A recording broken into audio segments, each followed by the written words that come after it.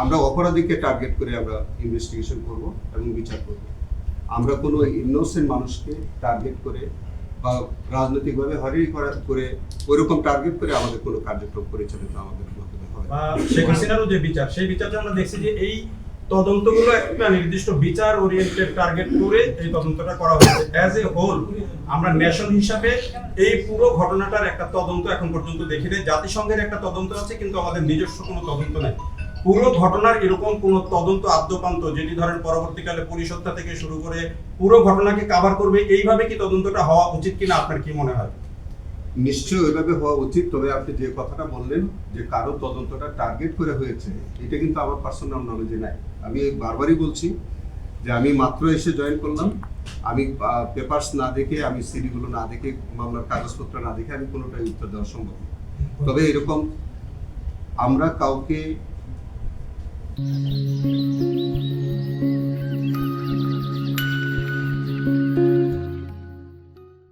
অপরাধীকে টার্গেট করে আমরা ইনভেস্টিগেশন করব এবং বিচার করব। আমরা কোনো ইনোসেন্ট মানুষকে টার্গেট করে বা রাজনৈতিকভাবে হয়রানি করে ওইরকম টার্গেট করে আমাদের কোনো কার্যক্রম পরিচালিত আমাদের মাধ্যমে হয়।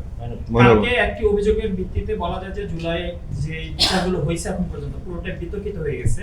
কারণ চৌধুরী মামুনকে রাজসাক্ষী করার বিষয়ে বলা হয়েছে যে লেনদেন করা হয়েছে হিউজ পরিমাণ, এরকম অনেক অভিযোগ আছে। তাহলে চৌধুরী মামুনকে রাজসাক্ষী করে বিচার করা কি ভুল ছিল, বা আপনার কি মনে হয় এখন তাহলে পুরো জুলাইয়ের যে বিচারগুলো আসলে এই কথাগুলো সবটাই ঘুরে ফিরে বারবার একই কথা আসবে যে চৌধুরী আব্দুল্লাহ মামুনের এই কেসটি আমি পরিচালনা করি নাই এবং সেটা আমি দেখি নাই এখন পর্যন্ত।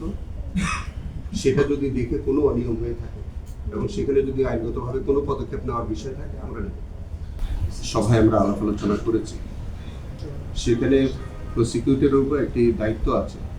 আইনগত দায়িত্ব হচ্ছে যে চিফ প্রসিকিউটর তিনি একটা প্রসিকিউশন উনি দেখবেন, যথাযথভাবে দেখবেন। দেখার পরে আমাদের এই আইনের সেকশন 3(2)তে যে অভিযোগগুলো এই আদালতে বিচার্য সেগুলো এখানে বিচার হবে, আর যে মামলা যে অভিযোগগুলো এখানে বিচার হবে না সেগুলি কিন্তু অন্য আদালতে, ম্যাজিস্ট্রেট কোর্ট হতে পারে, জজ কোর্ট হতে পারে, সেগুলি ওই আদালতে, প্রপার আদালতে পাঠাবার এখতিয়ার আছে। তো সেটা আসলে এটা চিফ প্রসিকিউটরের একক দায়িত্ব। এরকম যদি কোনো কিছু হয়ে থাকে সেক্ষেত্রে আমি এটা দেখে প্রয়োজনীয় আইনগত পদক্ষেপ জানাবো।